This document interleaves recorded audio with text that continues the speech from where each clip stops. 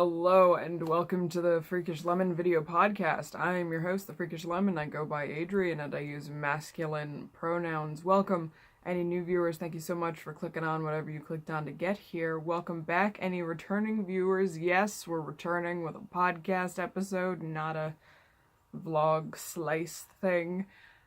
This is a crafty type podcast coming to you from the Northwest Hills of Connecticut. Show notes for this episode and all proper episodes can be found at my website at freakishlemon.com or freakishlemonpodcast.com. We have a group on Ravelry. I'm Freakish Lemon at all the fun places like Twitter, Tumblr, Instagram, Ravelry. If I'm there as Freakish Lemon. All the links to all these fun things will be in the down bar here below on YouTube or somewhere around here if you're watching this somewhere else. And please remember that if you are here on YouTube and you want to follow along with what I'm doing, hit that little subscribe-y button. It's an option. But, you know, do whatever you want. I'm not going to tell you what to do. I am filming this on Sunday, October 15th. And just briefly, yes, I'm back with a podcast episode. I have some things to show you. I have some updates on stuff, and this podcast is going to be formatted slightly differently. I'm trying a new thing. Sort of. Yeah. I just kind of missed doing these, and I'm not very good at vlogging because I don't do anything. Except just read fanfic all day. And go to work and come home from work. So that's not very exciting at all. So we're going to start out with a little bit of podcast stuff. Blanket Make-Along 2017, year-long make-along, work on blankets, that's all you gotta do. There's a chatter/entry thread over in the Ravelry group. Go see that thread for details. And we're midway through October now, but the end of September marked the end of quarter 3, which means quarterly prize drawing time. I've already drawn the prizes, so I'm just gonna tell you who gets stuff. For a Ravelry pattern up to $10 donated by Holly Dav. This is going to go to post 95, Kitty Francois, whose name is Katie? It's a spelling that I'm not familiar with. I'll put it here on the screen. But congrats, Kitty Francois. Shoot me a message on Ravelry. Letting me know you won this prize, and I will get you in touch with Holly Dav for a $10 pattern of your choosing on Ravelry. I'm going to do 2 physical prizes this time. First physical prize is this skein of Haldecraft hand-dyed, colorway Kate Crackernuts, base yarn Carolyn, which is an 80-10-10 superwash merino cashmere nylon worsted weight yarn, and this Notions package thingy. And this is going to go to post 373, Philippa NC, who's Philippa, who has won a prize before. I do have your address, but let me know that you've seen this episode. This way I can get in touch with you if I have lost your address. I should still have it, but let me know. Philippa has been prolific in that thread. She's been working on a lot of blankets and posting about them frequently. So good on you. You got another prize. And then the second prize is this skein of Dynamics yarns. It's a 100% merino wool DK weight in the Peculiar Miss Peregrine colorway, donated by the lovely Mars. And these mini skeins, these go to post number 16, Row Millet Rosalie. Congrats, Rosalie. Shoot me a message letting me know that you've won and with your mailing address so I can get this out to you. So huzzah for the blanket make-along. Haven't really looked in that thread recently, except to pull prizes, but there's been a lot of progress on a lot of blankets. Keep up the good work. A lot of people have been finishing blankets, which is great. Good times. I'm currently not working on any blankets, but I have one in the back of my brain. No, that's not true. I'm working on quilts. Lost my brain there for a second. All the entries have been for crocheted or knitted blankets. I don't think I've seen any quilts in the thread. So if you are quilting, come join the thread. Any blanket counts, any craft, as long as it's a blanket. That's it for that make-along. I'm not planning any other make-alongs anytime soon, but I will let you know if that changes. And just an event heads up. Rhinebeck is coming up this weekend. I forgot the dates. The New York Sheep and Wool Festival. My computer is slow. Okay, the 21st and the 22nd, Saturday and Sunday, is the New York Sheep and Wool Festival. And Friday there are 2 pre-Rhinebeck events. The plan is that I'm going to be at both pre-Rhinebeck events, at Needles Up and at Indie Untangled. I think Gabby from Once Upon a Corgi, who is my sister, is only going to be at Indie Untangled. But I'm planning on being at both of those events, at least for some of the time. And I will definitely be at the podcaster meetup on Saturday at Rhinebeck, because that is fun times. I will be there for the whole weekend. We're actually staying in the area this year, so that's going to be fun. So if you see me around and you want to stop me and say hi, feel free to stop me and say hi. I might be overwhelmed and flustered and not entirely present because high social situations kind of suck out my energy and I start dissociating from my body, but it is always lovely to meet anybody who is watching this stuff. Like, don't feel weird about coming up to say hi to me. I might be weird, but, you know, if you want to say hi, feel free to say hi. Which brings us to a little bit of life stuff. Hands update. I finished my second run of medication on, the first one was on a steroid anti-inflammatory. The second run was on a non-steroid anti-inflammatory. There was improvement, but my hands have kind of hit a plateau. Like, it'll improve, but then the pain will take a step back and just kind of stay in that spot. So still getting pain. Next step is to meet with a specialist. I'll find out more about that tomorrow morning, probably. I gotta wait for my doctor's office to call me back, because the doctor had left the office by the time I called on Friday. Doctors, man. I called at 11 o'clock in the morning, and he was done for the day.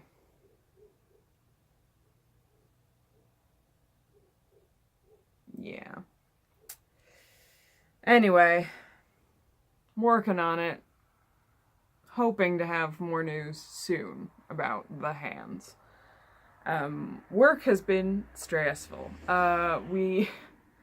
I've mentioned it before on the podcast, I think, that we're moving offices at some point this quarter. I have seen the new building, and I have seen the new space we will be moving into. It was not finished and not set up, and I haven't gotten a straight answer in, like, what the desk layout situation is going to be at this place, which does not please me. Also, we have not had any updates for parking in the city of Hartford, so that does not please me, and it has been very stressful and annoying. It's like that annoying stress where it's like, I know I shouldn't be stressed until something is happening, but it's just super annoying. But I have been doing some fun things. Last weekend, I went to the Pennsylvania Renaissance Fair, like I pretty much do every year these days. I have friends who live in Pennsylvania, about an hour-ish away from the Ren Fair, so drove down to their new place, because I got a new place, stayed there for a couple days, and then drove back. I think I'm starting to finally get used to the drive from Connecticut to Pennsylvania. Because I don't know if you've noticed, but I am an anxious person, and one of my big fears is being lost. I'm terrible at being lost. Nope. It's not good. So, I'm always very stressed at a long drive. Always. I will always forever be stressed about long drives. But I wasn't too terribly stressed with the drive down or the drive back from Pennsylvania, which was pretty good. I'm finally getting used to it. Like, I only started getting nervous like the hour before I had to leave instead of the week before I had to leave, so that was good. But yeah, drive down was smooth sailing. Drive back up was not fun. Because I was driving along the edge of a tropical storm, and when it rains, nobody knows how to drive, and there were 2 tractor-trailer accidents in Pennsylvania along long stretches of highway with no exits, so there's no detour, which made my drive home about 8 hours instead of 6 hours, so that was super delightful. But it was good, and it's always good to see those friends and hang out. And then, actually, yesterday was my friend's Halloween party, their annual Halloween party, where there was good food and a Stranger Things marathon and hanging out and being chill, which is also very good. Yeah.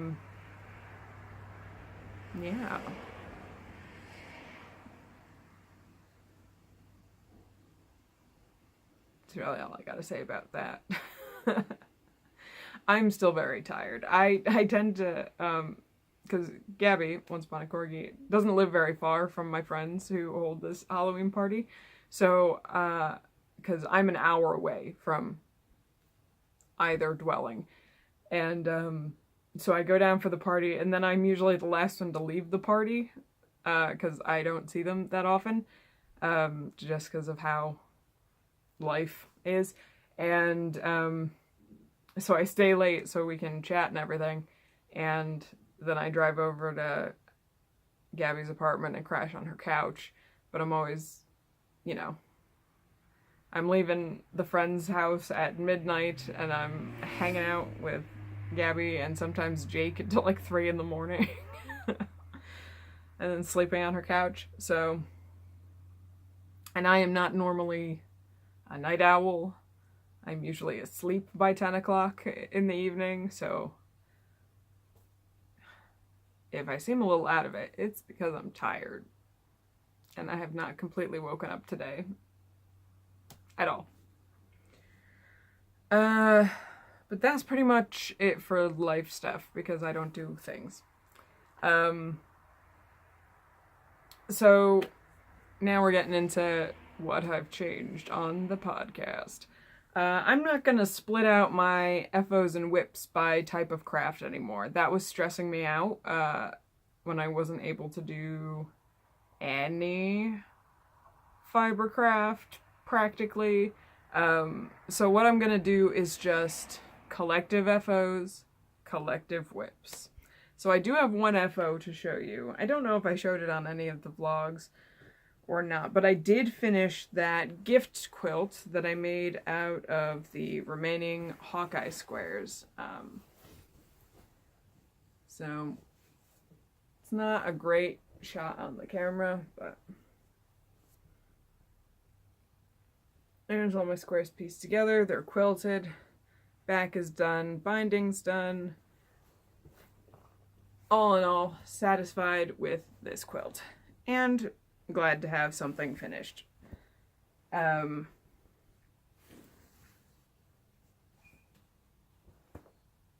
not much more I can say about it. It was a pretty straightforward quilt. I wasn't trying anything new with it. Techniques were pretty basic, and hopefully I'll be able to get this to the recipient fairly quickly, which would be good. Not the most exciting FO, because I don't really have much to say about it. It's actually been done for a while now. I just haven't taken photographs of it or anything. Because I don't do things these days. But I do have a bunch of whips I'm going to talk about. Not that many whips, but some whips that I'm going to talk about. The first whip I'm very excited about because I did purchase that knitting machine and I have been playing with it and I have been working on a sweater. So this is a pattern from a Craftsy class. The Craftsy class is Machine Knitting Sweater Basics by Renee Callahan, and you can download this on Ravelry, I think. It's linked in my project pages, so if you want to check that out. I do have a project page for this sweater. But, yeah, I printed out the PDF from the class, and you basically knit a bunch of swatches on your knitting machine or by hand, because you could use this by hand too. And basically a recipe for your sweater. You figure out, you know, stitches per inch, rows per inch, and you just do all the math, and then on the knitting machine you knit a sweater. So it's a DK weight sweater. It's multiple yarns in varying shades of gray and this one blue one. It's random stripes. I just kind of did whatever.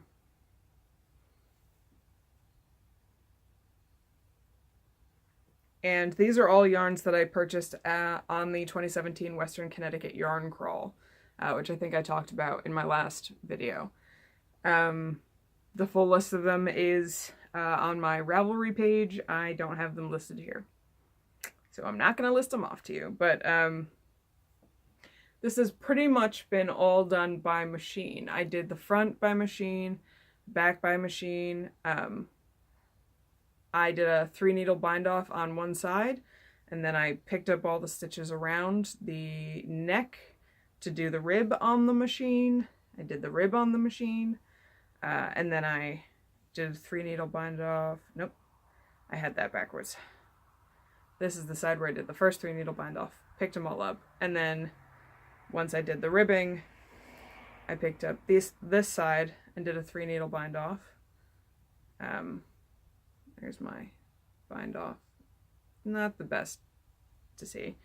And then I did a sleeve, flat on the machine, and then I did a 3-needle bind off with the flat sleeve and the flat front and back, where you would be seaming the sleeve to the body of the sweater.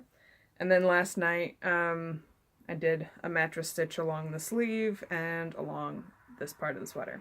I have not started the other sleeve yet, but this will be done in time for Rhinebeck, just in time for it to not be cold enough to wear sweaters.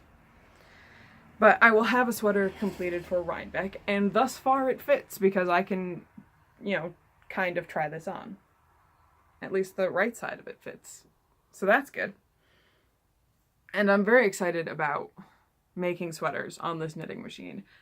I'm going to do probably 2 more with this drop shoulder, pretty basic sweater design before I start playing around with other flat sweater patterns. Because I just want to have some sweaters and play with my yarn. But yes, I love this knitting machine. I really do. It's pretty fantastic to play with. I have so many ends in this sweater. And I figured out how to do a weave in your ends as you go technique on the machine. I tried it once when I first started the first piece, and I zipped off all my stitches because I didn't do it right, so that's not the best thing to do, because then you spend hours trying to put your knitting back on the machine. That's not fun. But I'm having a blast working on that sweater because I started it about 2 weeks ago. I've worked on it consistently for about a week. So that's pretty great. Second project I kind of want to talk about is the block weaving shawl blanket thing. Schlanket project I'm working on.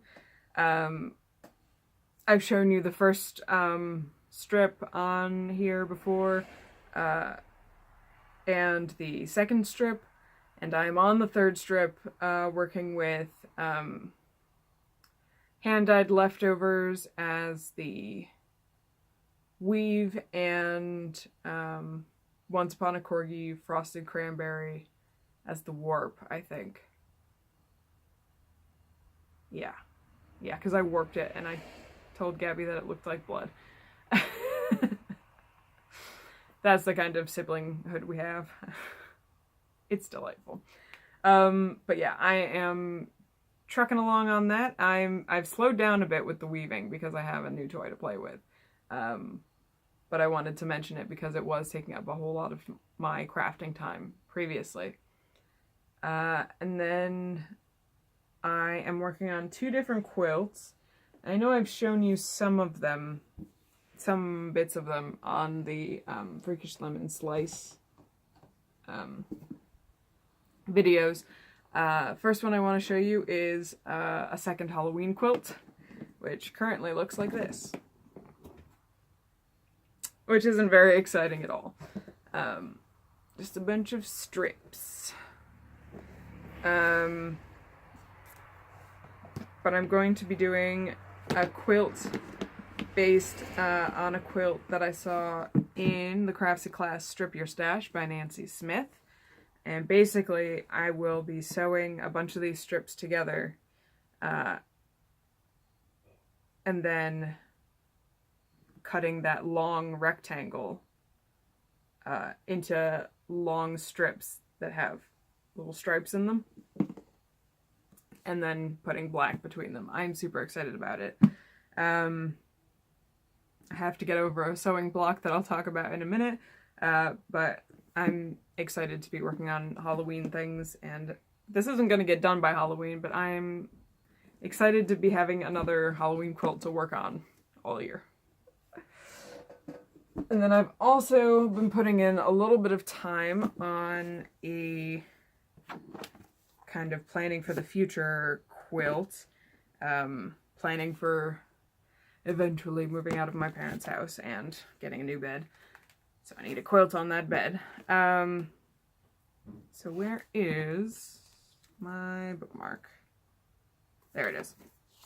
So it is the Winter Wall Quilt out of The Weekend Quilter, edited by Rosemary Wilkinson. So this is kind of a twin size-ish. I'm taking the same measurement for the brick shapes, and I figured out how many I would need for about a full-size bed. So I've been slowly cutting those out. These are all, well, not all of them. Many of these fabrics are old clothes that were full of holes.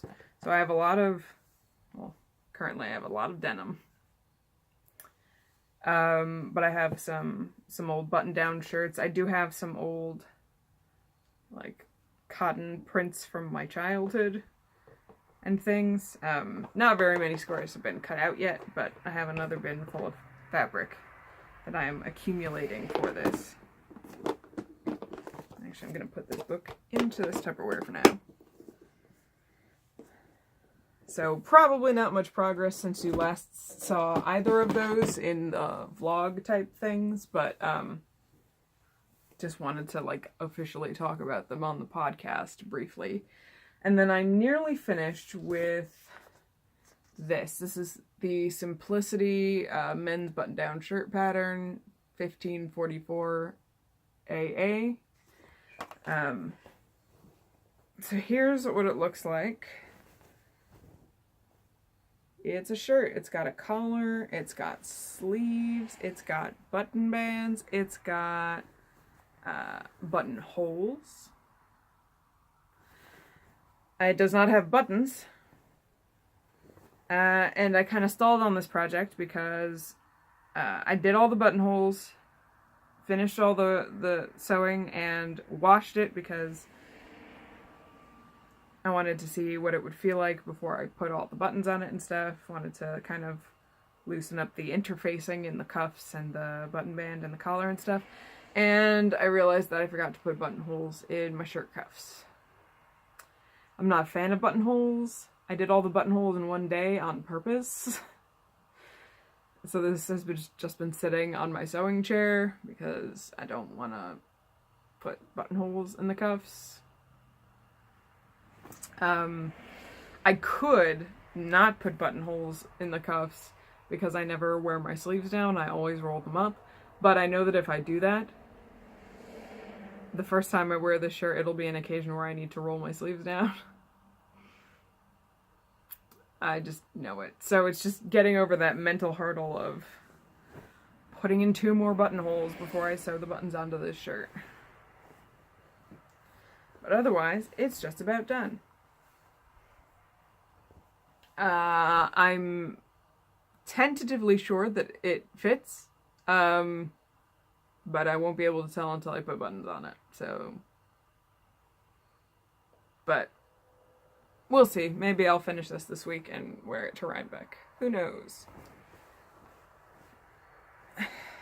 And that's it for works in progress right now. I did want to talk a little bit about some crafting goals. I have knitting and crochet crafting goals coming up, but I want to be more informed about what's going on with my hands first before I talk about them here on the podcast, because that will determine what I can and cannot do in terms of my knitting and crochet crafting goals. But I wanted to talk a little bit about other goals. I have a goal with quilting. I would like to increase the number of quilts that I work on. I don't want to make problems for myself starting too many quilts, but I would like to be able to finish quilt tops and start new quilt tops without feeling like I have to finish the entirety of the quilt first. Because all the quilts I've made, they've been start at the beginning and only work on that quilt until it is finished.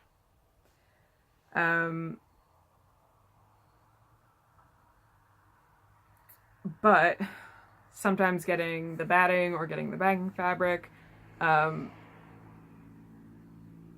or, you know, finding the right binding or the right borders or whatever for a quilt can take a while or be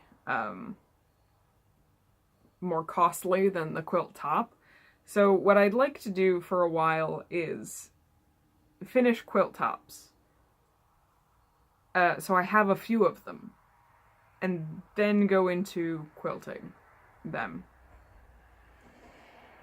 I don't know if that makes any sense, but I have a surprisingly large stash for somebody who doesn't necessarily sew that much, except for occasional project bags and quilts. Like, I don't even know where a lot of it came from, which is delightful. So I want to put together some quilt tops. And this way, as a bonus, if I ever want to give quilts away as gifts, I'll have some that I can pick from and then, you know, just finish them. That would be pretty cool.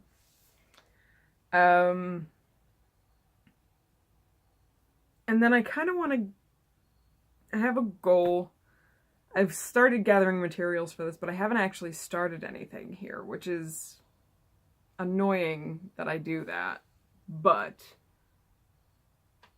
I don't know. Maybe I'll be more inclined to actually work on this kind of nearer to the end of yarn season.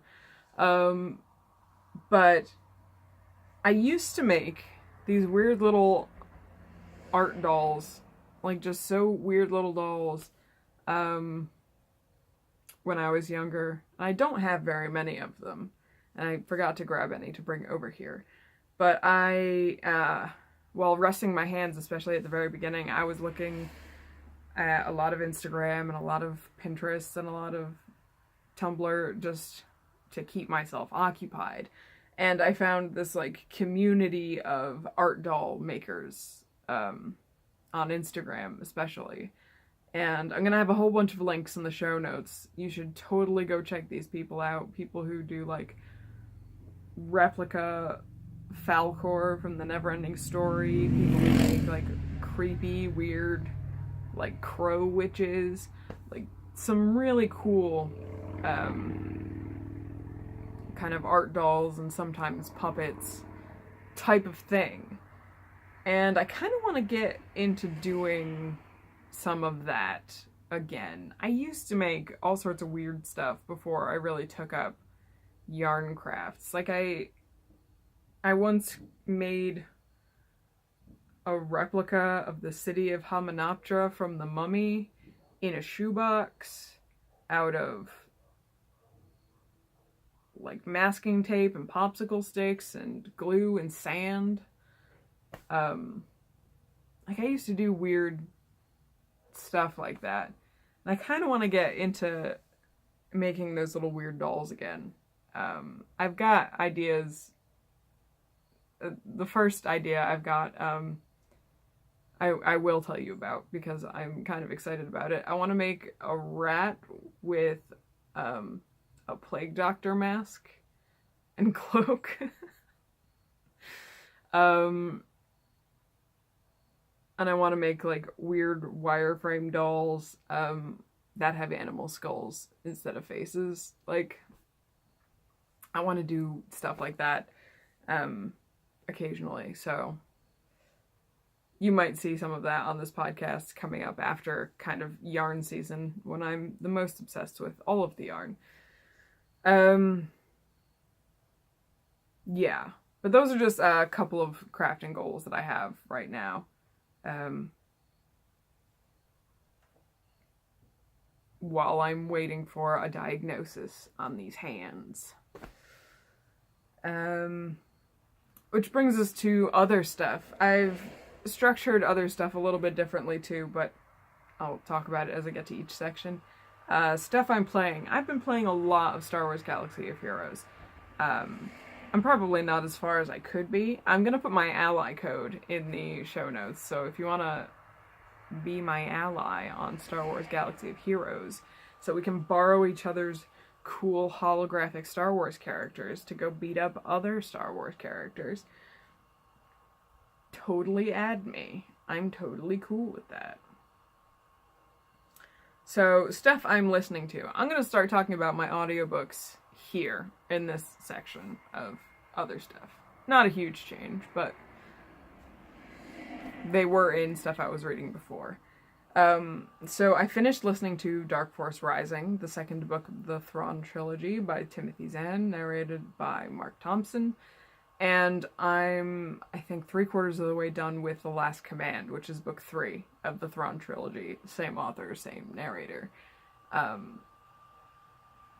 As I come closer to the end of the series, I'm more convinced that I have read these books before and I just completely forgot.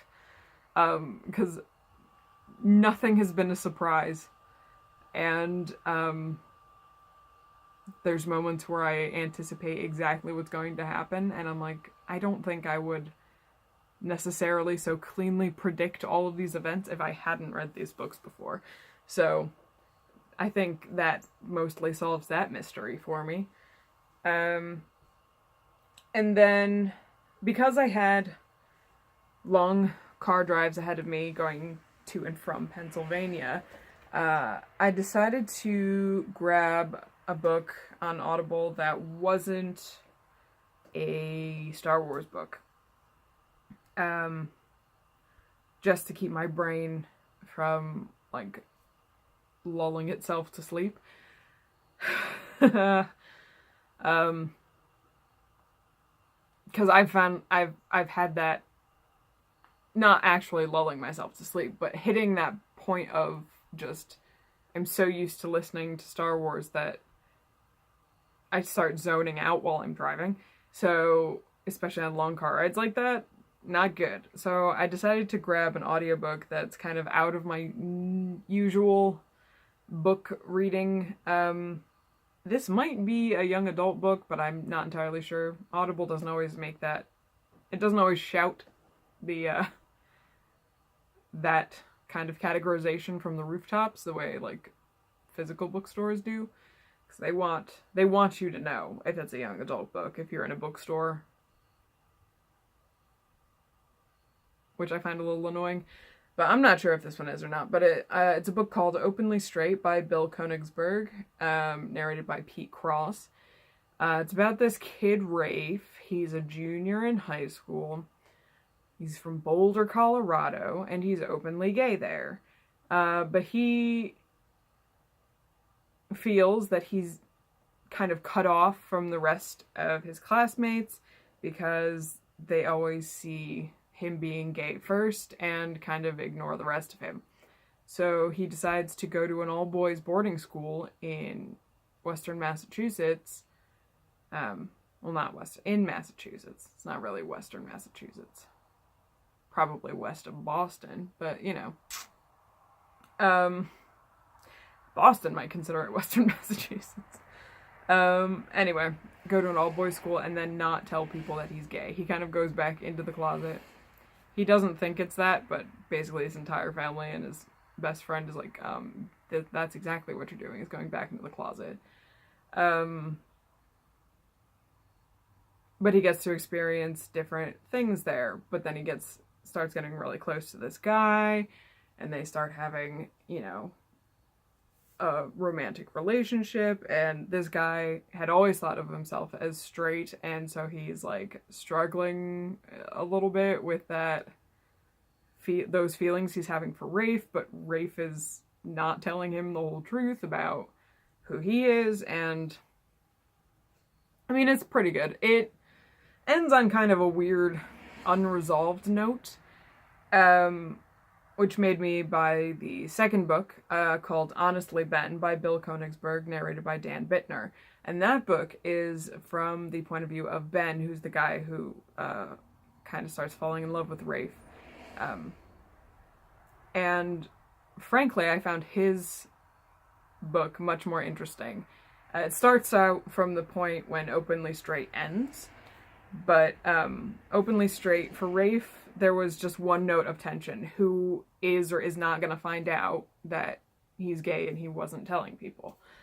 For Honestly Ben has a lot more lines of tension to juggle. He's on the baseball team and he becomes the baseball captain as a junior, which is usually not a thing that happens. He's up for an award that comes with a scholarship. He's on a scholarship to this school. He's from a farm in New Hampshire. So he's already kind of set apart from the other kids because it's an all-boys school, so it's mostly rich kids. There's dealing with his feelings for Rafe, trying to maintain that friendship while he figures out what those feelings for Rafe are, and also there's this girl that he starts having feelings for. There's a lot of tension in that book that intersects very interestingly, and I thoroughly enjoyed Honestly Ben. I couldn't put that one down. I was listening to it constantly. So out of those two books, I definitely recommend Honestly Ben. You don't necessarily need Openly Straight to get all the context for Honestly Ben, and I think that's a great book. Highly recommended. And I've also been listening to Pink's latest album, Beautiful Trauma, past couple days, just on repeat. So that's a really good album, and I really enjoy it. That's kind of how I do music. I find one album and I just listen to it on repeat for months. Yeah. So then stuff I'm reading. I'm lumping together fanfics that I want to talk about and actual books that I'm reading. I have not actually read any actual books since the last time I did a podcast episode. I don't know what it is. I just have this mental block right now where I just don't pick up physical books to read, which is really annoying because I want to be reading them. But I'm reading a ton of fanfic. So I'm going to talk about this fanfic. Instead of doing just one recommendation, I'm going to talk about what I've been reading. Yeah, because I really enjoyed doing that on the vlog, talking about the different fics I was reading. It still feels weird, but I think it's good to push myself into that weird area of my comfort zone. Yeah. Anyway, so first fanfic I'm going to talk about is a fic called Cartographer's Craft by Copperbadge. And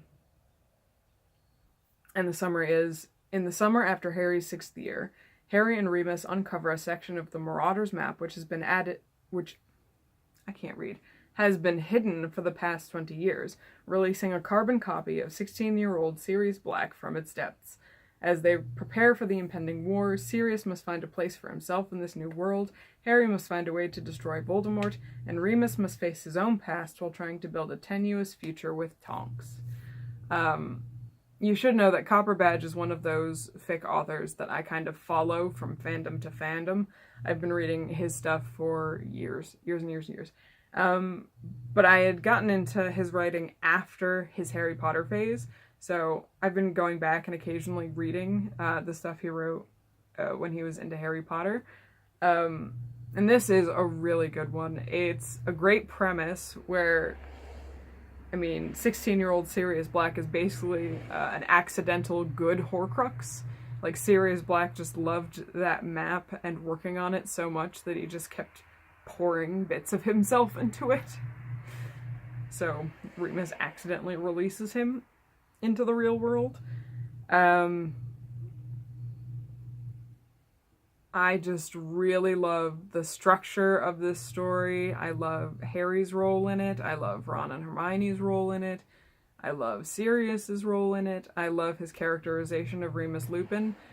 You can definitely tell that Copperbadge, he writes a lot about Remus Lupin in his Harry Potter days. He has an affinity for that character, and I love his version of that character.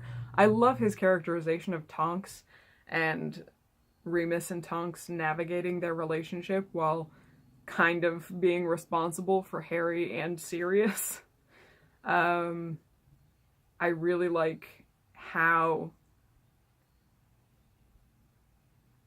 the Horcrux hunting went in this version of the story, and the ultimate final battle between Harry and Voldemort. I really liked how this fic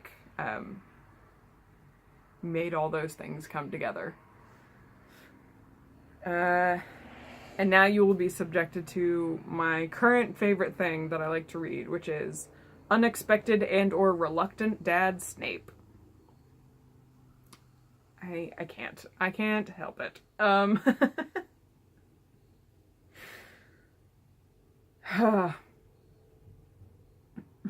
I call him Dad Snape, but it could be actual Dad Snape, it could be Snape adopting somebody, it could be him just having a close mentoring relationship, usually with Harry, because Harry needs some some adult figures in his life that personally care about him. So the first two fics, they're called The Guiltless and The Poor of God by Kalara25. And the summary for The Guiltless is 6th year alternate universe written prior to the Half-Blood Prince. When Harry appears at the welcoming feast wearing a glamour that only Snape notices, Snape decides to find out what the glamour is hiding. His investigation leads to a number of shocking revelations about both Harry and himself. And I really like this fic. This is kind of on the short-ish side. I say short-ish. I'm used to reading these epic long things. It's 8 chapters. So, a mini novel. It's a really good version of Snape who has taken kind of his own childhood abuse and tried to make sure that he recognizes that in his students while he's at Hogwarts. so that he can help them in a way that he was never helped. So when he notices the glamour and he banishes the glamour, basically, just kind of like tricks Harry into telling him things. Like, he has this really great moment of like realization where his animosity for James Potter has completely blinded him to the things that Harry has had to live with at the Dursleys. And trying to rectify that, trying to, you know, make sure that he doesn't ever have to go back there. Like, it's really, yeah, this first fic, it's basically the investigation into the child abuse that Snape uncovers. He doesn't think that's what he's going to find when he confronts Harry about the glamour, but like, he's very thorough in like documenting and investigating, and wants to make sure that Harry is okay, because no kid should have to go through that. And then The Poor of God is the sequel. That's a longer one, and that's more kind of them establishing a mentoring, almost father-like relationship as they deal with this revelation.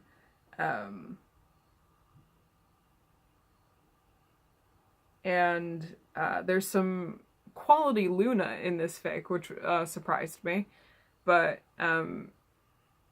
she ends up playing a fairly major role, and I like her characterization in this. I like how she interacts with Harry and with Snape as the story progresses, and it's just got some really great writing about Snape's increasing frustration and concern with Harry's ability to find himself in the worst possible situations. Like, this kid is not leaving the medical wing this year because he keeps, every time he leaves, something happens. Yeah, it's really, really well done. There's a weird epilogue to this fic that caught me off guard, but it's easy to ignore it. It's like the very last page of the fic. So, if it jars you, you know, just whatever. But it's one of those, like, you know, so many years later, and it's like, what? Why did that happen? But not a big deal. Most of the story is them establishing that trust and that relationship and trying to get Harry to heal from trauma and also physical trauma. So, yep. Pretty good fics. I enjoyed them immensely. And then I just finished, actually, Blood by the Lord of Chaos. Harry learns that Professor Snape is his biological dad, and if that were all he had to deal with, he'd be alright, but he's got werewolves, escaped convicts, a stubborn Dark Lord, and his own inner demons to deal with. Starts third year. It's got a higher rating, mostly for violence. Harry's gay, but no relationships. Story deals with mental health, bigotry, and child abuse, and there's more notes inside as to, like, what exactly is going to be present in the fic. This one is still ongoing, and I'm really looking forward to how it plays out. There's 25 chapters now, and it was last updated in September of this year, so as far as I know, it's still ongoing, so fingers crossed. But this fic takes place in an alternate universe from the original Harry Potter stories, obviously. But basically, the backstory for this is, and you find this out pretty quickly in the fic because Harry gets a letter from his parents that they had prearranged to be sent to him on his 13th birthday in case something happened to them during the war. Lily and Snape had gone out for a bit when they were 15 before the big fight and everything, and they were not particularly careful when it came to sex, and Lily found out after the big fight that she was pregnant. So she basically, they explain it in the fic, but she put the pregnancy on hold via magic until she was ready to have a kid. And so, like, James Potter knows this. There's some kind of magical blood legal adoption, so he technically has the genetics of 3 people because there's like an integration thing with the blood adoption. I don't know, wizards. But this is all explained in a letter to Harry because he inherited a I forgot the word I'm looking for.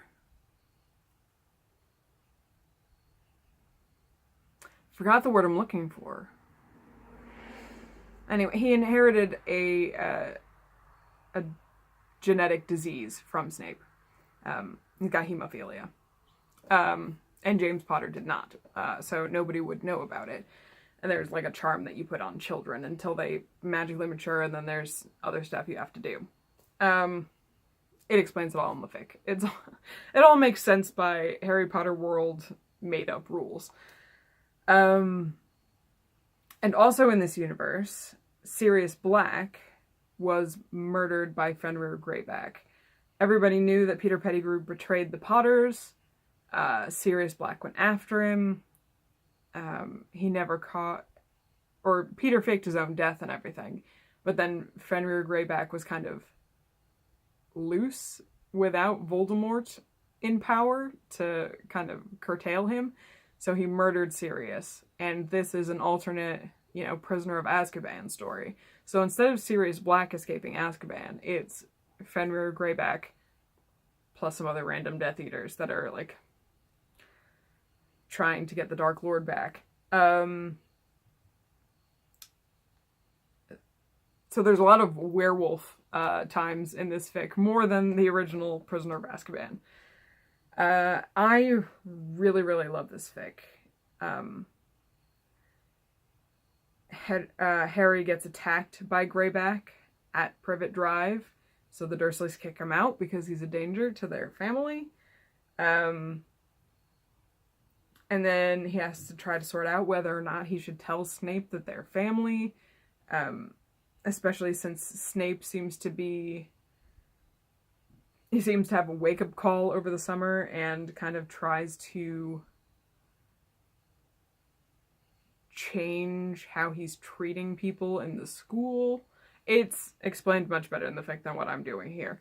But, like, one of the things that he has a realization about is that the isolation and the isolationist feelings and bigotry in Slytherin House cannot continue, because it will just increase that divide between all the other houses in Slytherin, and that will, it's ultimately damaging to children who are sorted into that house. So he's trying to get key members of the house to kind of integrate more with the rest of the school.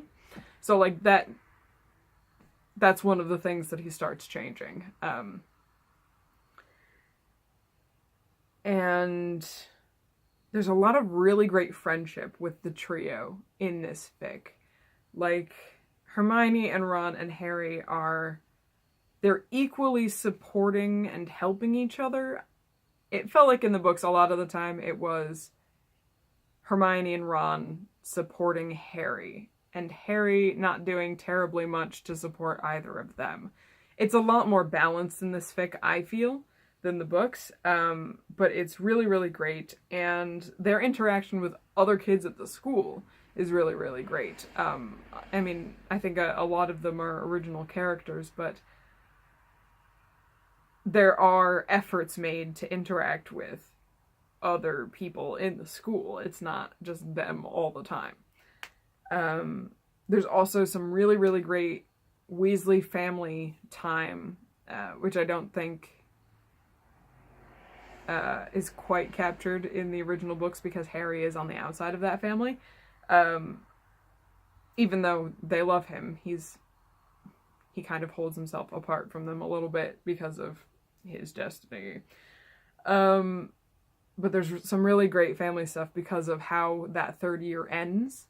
And currently the fic is just after the second task in Goblet of Fire.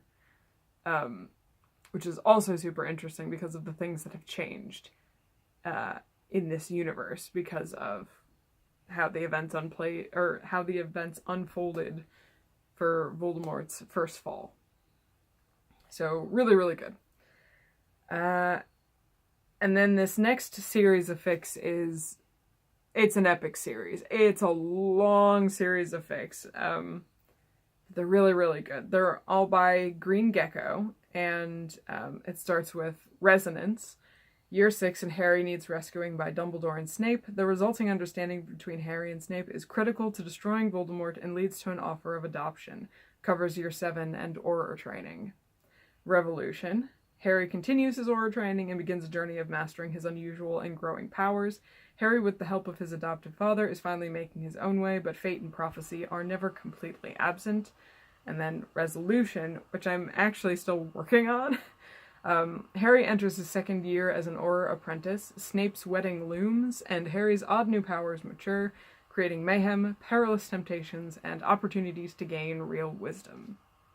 So this is a fantastic series. Firstly, Snape and Harry developing a mentoring relationship and then a familial relationship as Harry nears adulthood is, first of all, extremely rare, and also really amazing because he defeats Voldemort in his 6th year, because Voldemort's always got to come back at least once. But I think this was written before the end of the book series was written, so... But book series stuff is integrated into later bits of this fic. It's actually really great, the way they do this. But he defeats Voldemort at the end of his 6th year, and basically, once it's all over, Harry's like, well, I don't have to go back to the Dursleys now, right? And so he stays the summer over at the school, and he and Snape end up kind of coexisting in the same areas, because Harry's like, I just need something to do. I'm so bored. Please just, I don't know, I'll wash cauldrons, whatever. And they end up having a close mentoring relationship, and it's clear to Snape, as he gets to know Harry more as an individual and not just a student who's the kid of a dude he hates and a girl that he loved. It's clear to him that Harry doesn't know what he's going to do with his life. Like, he says he wants to be an Auror and fight dark wizards and all that, but he's kind of always been steered into the direction of fighting Voldemort without any thought as to what's going to happen afterwards. And he's got basically nowhere to go once school is over. So Snape adopts him, and it's a really great, like, cooperative building something that they both need type of story. Secondly, the escalation of the madness in Harry's and Snape's lives is very, very well paced. There's, like, sudden surprising evil. There's, like, slow build evil that, like, comes to a great battle. And there's lots of, like, small problems that seem like big problems because Harry's becoming an adult and suddenly he has to deal with everything and he doesn't necessarily know what to do. And, like, Snape's having to deal with having to be a proper role model and not, like, pretending he's the worst human being on the planet, but still being an acceptable teacher. Like, so them kind of figuring out themselves while also these big events keep pulling them into the spotlight. It's a really great story. And thirdly, there are some really amazing original characters in these fics. I'm always very impressed when somebody can pull off original characters in the Harry Potter universe, because there's just so much to try to flesh out with original characters in the Harry Potter universe, it feels like. But in particular, there is Candide, who is a wizarding accountant, and a fantastic, lovely woman who Snape is baffled to find enjoys his company. it's delightful. I love their relationship. And also, Lily's extended Muggle family. I can't remember if they're cousins or second cousins or whatever, but they're around, like, Snape and Lily's age, plus their mother, and one of them has kids. And Harry just, like, stumbles across them while trying to solve a mystery, and it's just like, what? Because the Wizarding World would not have even known about them. They weren't in on Lily being a witch. And they never knew what happened to the Potters. They just knew that something happened, and Lily and James died. They never found out what happened to baby Harry. And then they get to find out, and it's delightful. And then, yeah, I'm still working my way through that last one. But it's super long, and it's totally worth digging into if any of that appeals to you. At least reading the first one, I feel like is definitely worth the time. I mean, there's all sorts of Voldemort shenanigans. There's, like, magical weirdness with types of magic and dark versus light magic. There are a few instances of de-aging, which is one of my favorite things. An accident in the Department of Mysteries. 9-year-old Harry Potter. Oh, good times. Dimensional weirdness, and a lot of great stuff like that. It's a great, great, great fic. Totally recommend this series. And that's really gonna do it for this episode. I've talked about fanfic a lot. Hopefully you guys check out some of that fic and enjoy it. But yeah, show notes and links to all these things will be at freakishlemon.com and freakishlemonpodcast.com. You can come join the group on Ravelry, Freakish Lemon Video Podcast. Just search Freakish Lemon in the Groups tab and you will find us. You can follow me as Freakish Lemon at all the fun places: Twitter, Tumblr, Instagram, Ravelry. And from there, and there's Freakish Lemon. The links to all these things will be in the down bar here on YouTube, or somewhere around here if you're watching this somewhere else. If you are here on YouTube and you want to keep up with these episodes, please consider hitting subscribe and maybe not punch table while you're trying to move your hands. It's an idea. But that's gonna do it. I don't know if I'm gonna do a specific Rhinebeck video, but I'm hoping to get back into the 2-week episode schedule now that I've kind of gotten out of the worst of the funk for my hands. So, yeah, that's gonna do it. I hope to see you at Rhinebeck. Goodbye.